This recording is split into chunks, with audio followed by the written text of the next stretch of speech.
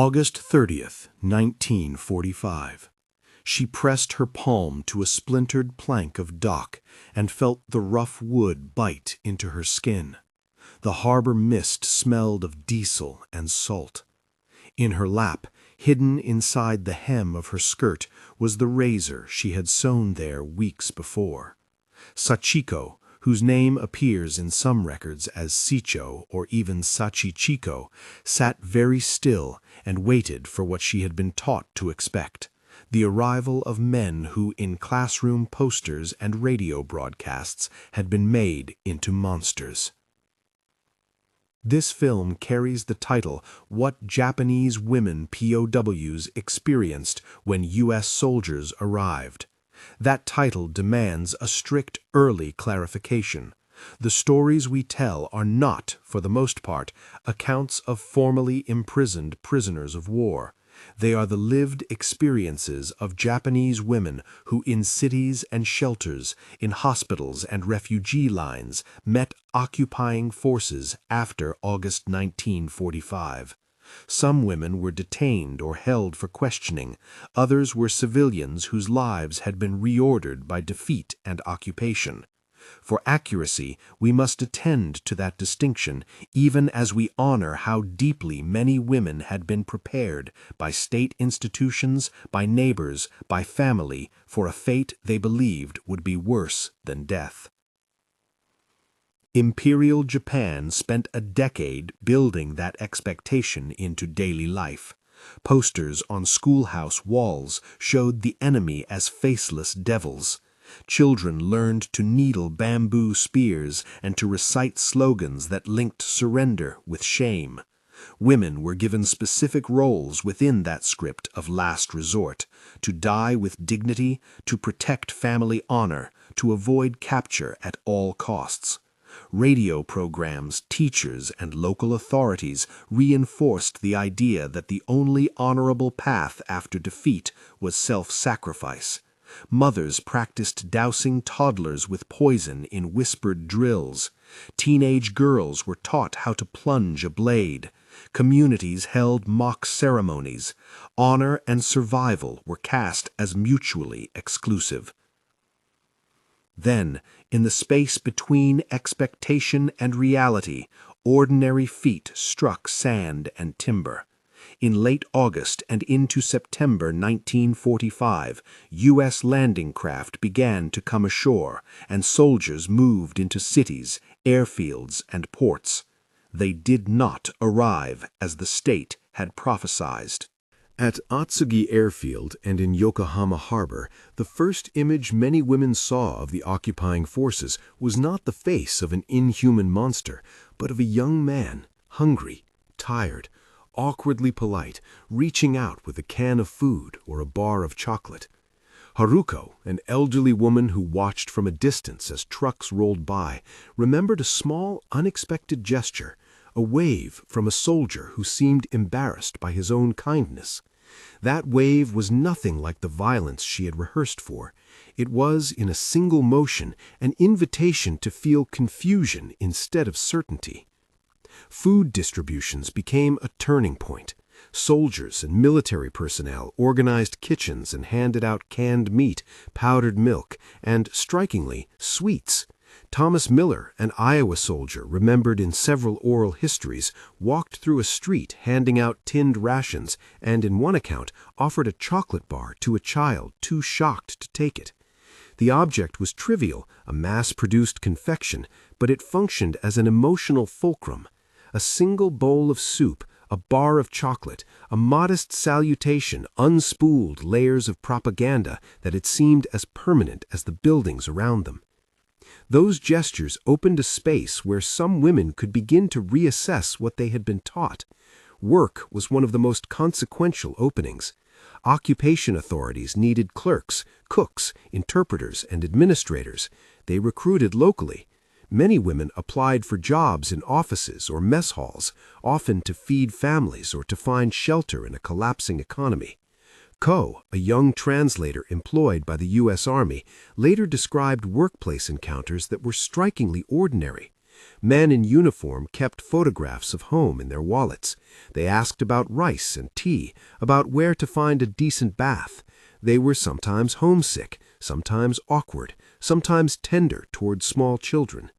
These small intimacies, a foreign soldier showing a well-worn photograph, an exchange of recipes, were not dramatic reversals of imperial policy, but they were powerful in their ordinariness. They suggested that the enemy had a life beyond the caricature fed to Japanese schoolchildren. At the same time, the new work relationships produced complicated emotional aftershocks. For many women, relief was accompanied by shame or guilt. Yuki, who kept a diary in Tokyo, wrote later that the first heat of relief felt like betrayal, relief that the immediate violence had not arrived, shame that she had prepared to die. She remembered sitting at a kitchen window, watching soldiers distribute powdered milk, and thinking, in a quiet, private way, that everything she had believed might have been a lie. Relief did not erase the memory of training or the weight of communal expectations. It layered new questions on top of old fears. How do you reconcile the preparation for self-destruction with the simple human generosity of someone offering food? The occupation also introduced a shock to the racial hierarchies the empire had cultivated. Japanese wartime propaganda had presented a global map of rank, Western colonial powers at the top, with non-white peoples placed in carefully measured tiers beneath them, and Japan positioned as culturally superior. The sight of black American soldiers in positions of authority was, for many, an intellectual earthquake. Shizuko, standing in a rice line one afternoon, later described the moment she found herself facing a black soldier distributing staples. The script she had learned in school did not contain this face in this role. If the empire's narrative could be wrong about who commanded authority, what else might be false? Seeing black soldiers, tall, casual, sometimes laughing with Japanese laborers, destabilized the racial assumptions embedded in state propaganda. It forced an urgent reevaluation. If this visual truth contradicted what had been taught, then the foundations of that teaching were suspect. These confrontations with reality were profoundly sensory. American men were often physically larger than many Japanese men, their gait more relaxed, their uniforms less ceremonial. They laughed in public. They spoke in a cadence that was not compressed by the rigid formalities of the imperial culture. For a woman who had been trained to read certain postures as threats, these differences could be disarming in ways both tender and dangerous. A single offhand smile from a soldier could break a decade's worth of conditioned dread. A hand that offered help lifting a child into a truck could create cognitive dissonance so severe it left people dazed. But the occupation was not simply a succession of small mercies. Power dynamics were immediate and brutal in other ways. The same structures that allowed a woman to find work in a military office also made her vulnerable to exploitation. Economic desperation pushed some women into prostitution or into relationships of dependency. There are documented grievous instances of assault and coercion during the occupation. These are not peripheral footnotes, but central elements of the historical record. To say that acts of kindness occurred alongside acts of violence is not a call to moral equivalence, but to truth. Occupation created opportunities and security for some, and it created risk and trauma for others. The presence of humanitarian aid did not abolish the reality that a foreign power held legal and physical authority over the daily lives of these women.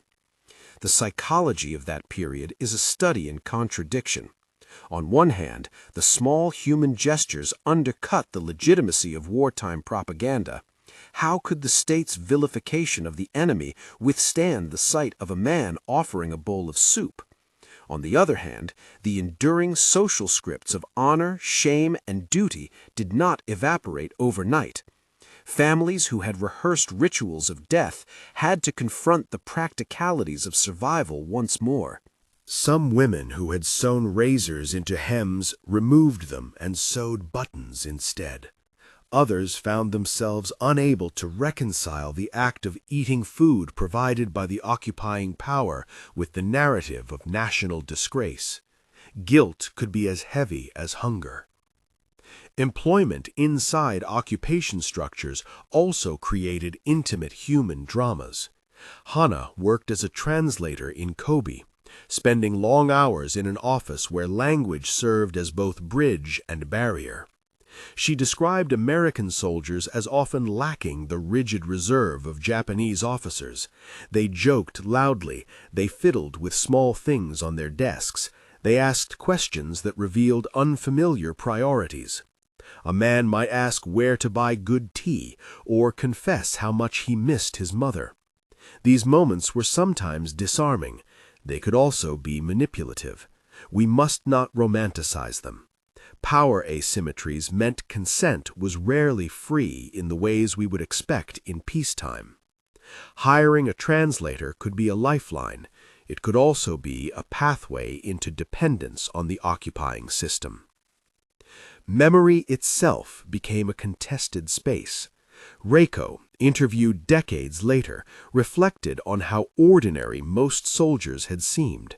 Not heroic monsters, not liberators, merely people trying to survive a war's end.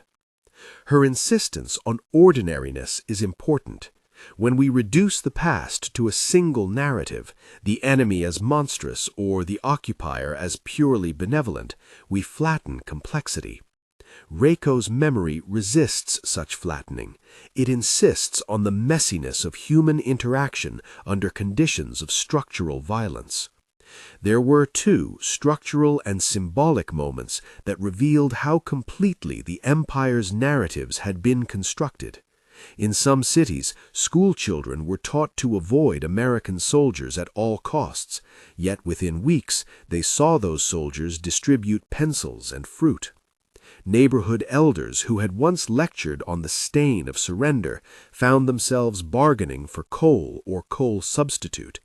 Institutions that had preached eternal resistance crumpled into pragmatic negotiations with new authorities. These shifts did not erase trauma, they transformed its shape. The occupation endured. The Allied presence evolved from military necessity to a long-term administrative relationship. Policies changed over time, and the 7-year occupation formally ended in 1952, but the psychological aftershocks remained. Women who had prepared for death had to reconstruct lives in which survival now required new vocabularies for dignity, for work, for family reformation. Some found stability in office positions and in marriage. Others remained haunted by the choices they had rehearsed or made. Tomoko, in some documents spelled Tomoko, a survivor from Nagasaki, later spoke of living with a private and recurring question. How do you forgive a past that told you life was dishonorable unless you gave it up? Forgiveness, in such cases, was not simply a private act. It demanded a reconfiguration of social narratives about shame and honor. Race continued to loom as a theme long after the first encounters. For some Japanese observers, the presence of black soldiers in authority challenged not only imperial propaganda, but also their country's self-image within a global racial order. If Japan had presented itself as a sane middle ground between colonizer and colonized, then the reality of racial diversity put that claim into question. Privileged imaginations of hierarchy buckled in the face of visual evidence. The end of the war thus produced a double disorientation, a collapse of military certainty and a collapse of racial certainties that had been woven into education and media. The complexity deepens when we consider how these interactions were recorded or not recorded, and who has voice in the archives. Much of what we know comes from interviews conducted decades later, from diaries gingerly preserved, from occupation logs and the occasional local newspaper clipping. Sachiko's story survives in fragments, a notation in a municipal record, a brief interview decades later, an archival photo of a woman staring out at a harbor. In the transcripts available to historians, names sometimes appear with variant spellings. Archivists flag Sachiko with an alternative Sicho, and researchers see Tomoko alongside Tomoko. These variants remind us that memory is mediated through paper, through translation, through imperfect record-keeping. They also remind us that the narratives which survive are shaped by who recorded them and for what purpose. The moral contours of the occupation resist tidy closure. Small acts of mercy did dismantle for many individuals the most basic lies of wartime propaganda. For a woman who had been taught to expect violation, a soldier's casual kindness could feel like a proof of wrongness. But mercy and kindness existed within a system that permitted coercion and that relied on asymmetrical authority. Some women experienced true human decency from soldiers, others experienced exploitation. Both realities are true, and the historical record asks us to hold them together without collapsing them into a single moral story. There are scenes that capture both the tenderness and the threat. Imagine a classroom where a female clerk watches black soldiers laughing while they play with a child brought by a neighbor. Imagine the clerk stepping out and encountering a group of women who had sewed razors into their hems the week before. Or picture a makeshift office where a translator pins a photograph of a smiling sister on a corkboard, and a young GI points at it and asks, in broken Japanese, "Who is she?" The human detail is small, the tilt of a head, the way a soldier fumbles with chopsticks, but it is enough to unravel an empire of ideas. As the occupation continued, new institutions appeared. Schools reopened under new curricula, public services were reconstituted, and legal systems were rewritten. Women who had once been marginal to the state found themselves performing crucial labor in rebuilding everyday life. They taught children English pronunciations and helped nurses staff hospitals that were now operating under different regulations. Their labor was often undervalued, yet indispensable. Their stories show that the end of war was not a single moment of liberation or humiliation, but a long process of negotiation involving survival, moral recalibration, and social reconstruction. Decades later, survivors told their stories with a mixture of resignation and clarity.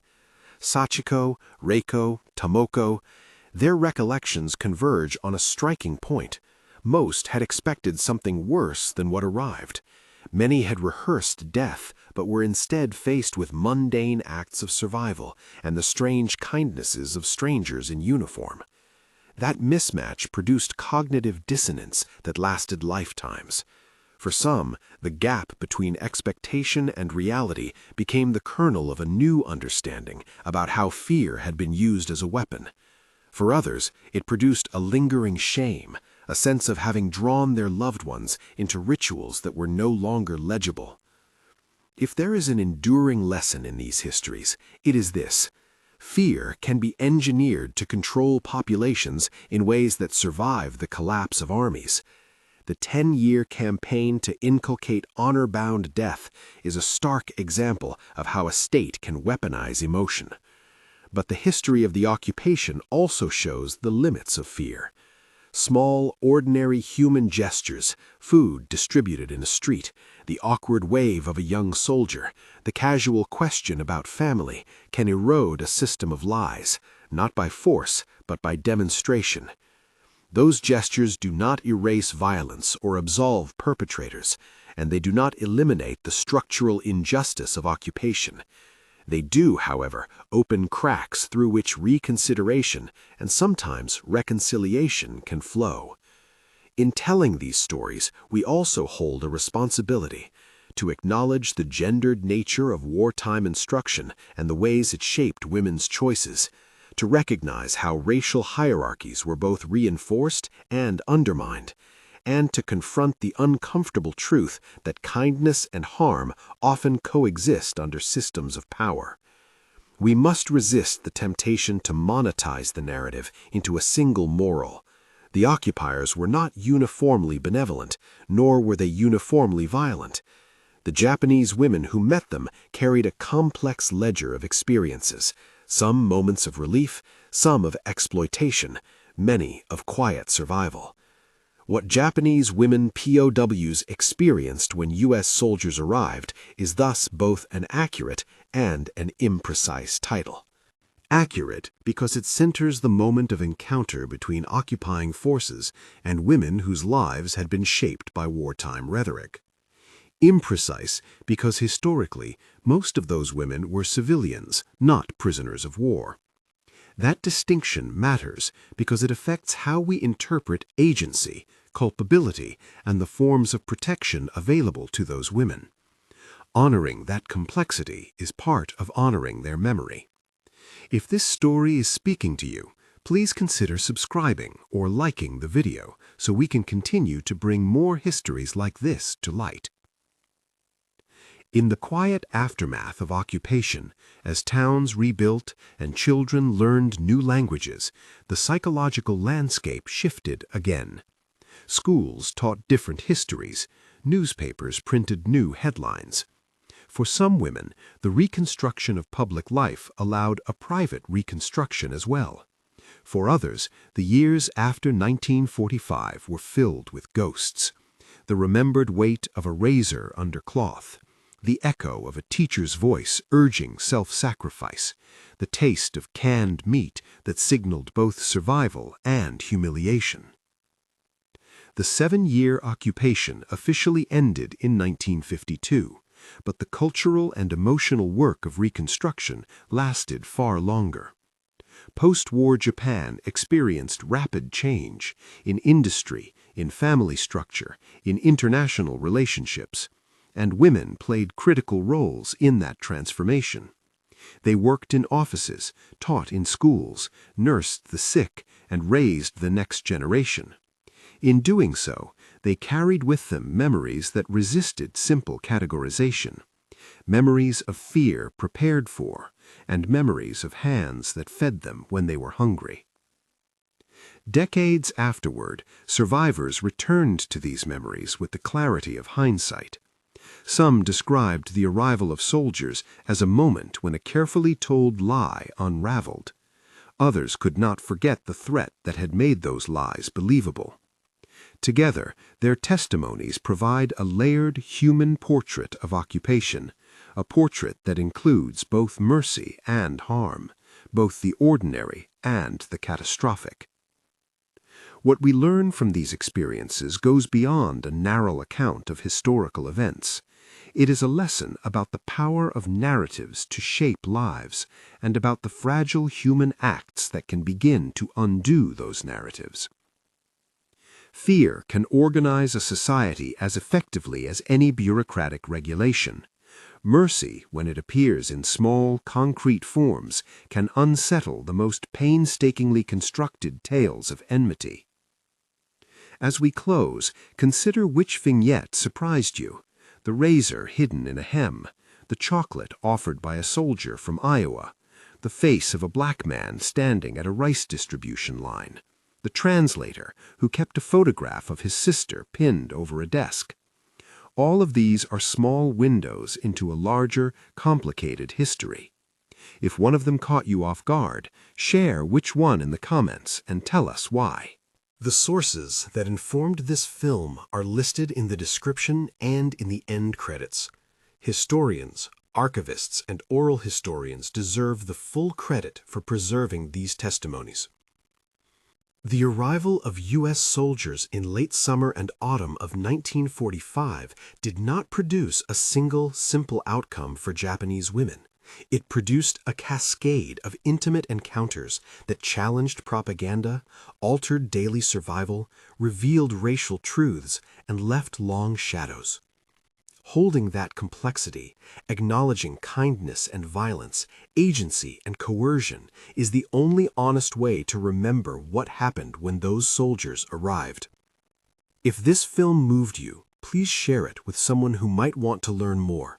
Check the description for sources and further reading. Thank you for listening.